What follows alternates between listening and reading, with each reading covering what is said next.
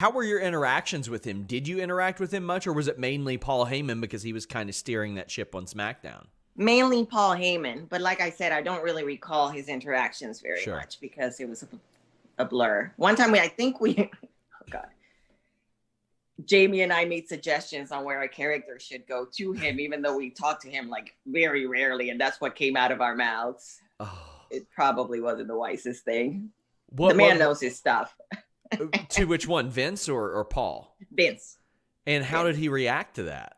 He just said, "Oh, okay," and then he walked away, and immediately we were just like, "Why'd you let me do that? Why'd you let me do that?"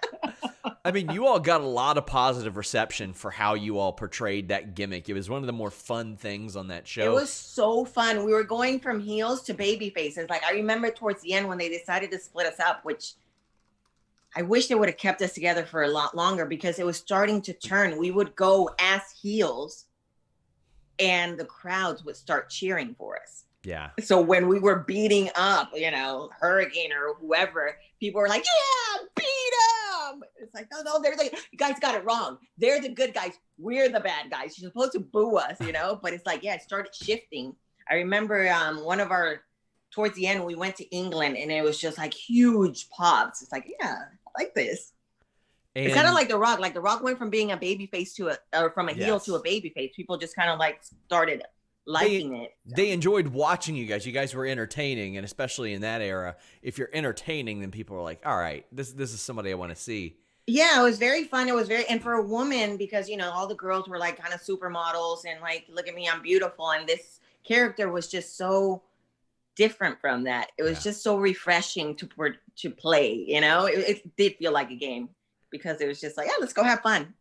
And there was just a lot of freedom too. Like you didn't have to be anyone. You could just, she was kind of unhinged. Of course. So you could do whatever. Yeah. You all did the split. You all had, I think it was your first pay-per-view match at No Way Out in, I want to say 04. But I remember you also saying you did not like doing the blind thing because you had to portray it all the time. I had to close. Yes. So we would go, like we went overseas and they would like, "Hey, Nidia, remember that you're blind. So I don't want to see you out in the lobby, walking around, and then you have to go pretend that you're blind at the show because that just kills it, right?" So did you have to order food in or something? So that's the thing, right? So one day we got in, we were in Australia, and I call Dawn, nothing. Tori, nothing. Jamie, nothing. They're all gone, right? So I'm just like, damn it, I'm fucking hungry. So I get in the elevator hoping that I'm not going to run into anyone. And I run into Bob Holly. And I was like, "Dude, I'm hungry. I need to go downstairs and I need to get some food. Can you guide me through the crowd?" Oh, he for sure ribbed you for that. He for sure did. There's no way. I bumped into every single wall and plant and anything. It was just like, boom.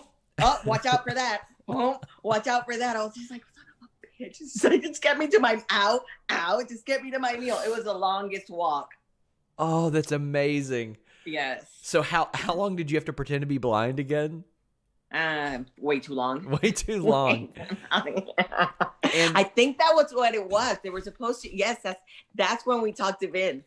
Well, we talked to Vince because they were going to, remember how we won that money, right? Yes. Or we inherited that money. Yes. We inherited that money. And then Tori got into Playboy and they were like, well, what you're going to do is you're going to go to the best Swedish doctor and you're going to go, because I was going to get a breast augmentation and I needed some time off.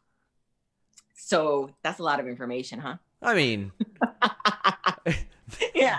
So I was going to get a breast augmentation. I was like, I asked for the time off. They approved it. So they wrote it into the storyline. And what they wanted to do is like, they were going to send me to the best doctor in Sweden. And I was going to come back and we were going to like highlight them, et cetera, et cetera. And that was the way the story was going to go. And Jamie and I was just like, it's kind of anticlimactic. Like, how far is that going to go? Yeah. Which in hindsight, it probably would have gone far, right? But we pitched a different direction and he said yes, and then they made me blind and I was just like, we shouldn't have messed with him. Like now he's messing with me. He made me blind. Man. So